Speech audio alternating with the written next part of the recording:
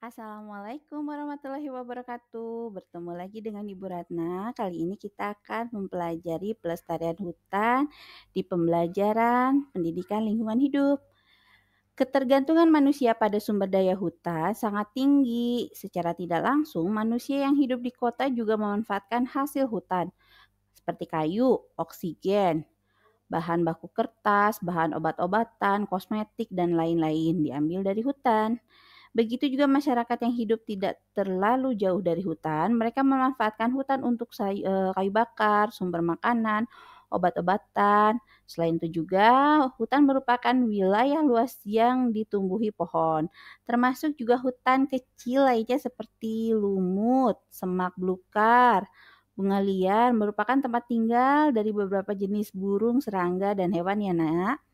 Baik, kita lihat nih ada pemanfaatan hutan ya. Selain sebagai paru-paru dunia, hutan karena menghasilkan oksigen. Coba kalian pikirkan apa jadinya hutan yang kita sekarang ini jika dieksploitasi berlebihan. Terus apa beberapa alasan manfaat mengapa kita harus melestarikan hutan? Karena hutan ditinjau dari segi ekonomis, hutan mempunyai manfaat, ada hasil hutan yang dapat dijual, kemudian menyumbang devisa negara, kemudian ada sumber bahan makanan, bahan bangunan, tempat wisata, ekowisata, dan obat-obatan. Dari segi klimatologis, hutan mempunyai manfaat, yaitu hutan dapat mengatur iklim. Kalau nggak ada hutan, kebayang ya panasnya kayak gimana. Apalagi sekarang kita sudah pemanasan global, jadi panasnya sangat panas, dinginnya sangat dingin. Nah itu fungsinya hutan untuk ekologis. Hutan berfungsi sebagai paru-paru dunia yang menghasilkan oksigen bagi kehidupan. Nah, hutan sebagai paru-paru dunia. Kalau hutan nggak ada, kita mau hidup harus beli oksigen. Nah, bahaya kan? Hutan dapat mengurangi pemanasan global. Nah, yang tadi Ibu bilang. Segi hidrologis. Dari segi hidrologis dapat menampung air hujan di dalam tanah, mencegah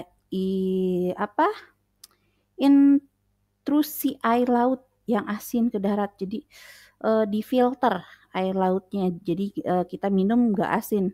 Kebayang kalau nggak ada hutan, keserap tuh air laut ke daratan, kita minum air asin, bukan menghilangkan dahaga, malah tambah haus ya. Menjadi pengatur tata air tanah ya, sumber air, mata air juga. Dari segi ekologis, mencegah erosi dan banjir, jelas ya, menjaga dan mempertahankan suburan tanah sebagai wilayah untuk melestarikan keanekaragaman hayati flora dan fauna, sebagai penyerap dan penyaring pencemaran udara.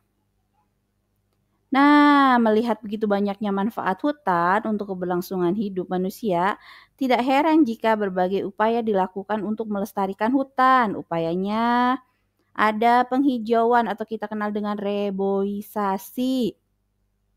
Kemudian ada pemeliharaan, ada perlindungan terhadap satwa, pengayaan tanaman atau penerapan teknis konservasi tanah secara vegetatif. Nah, kita udah belajar kemarin ya vegetatif ya. Dan sipil teknis pada lahan kritis dan tidak produktif. Jadi yang lahannya udah tidak produktif, ditanamin lagi menggunakan perbanyakan yang vegetatif. Membentuk kawasan hutan lindung serta suaka alam, hutan wisata, hutan konservasi, hutan produksi terbatas, dan hutan produksi. Nah, selain itu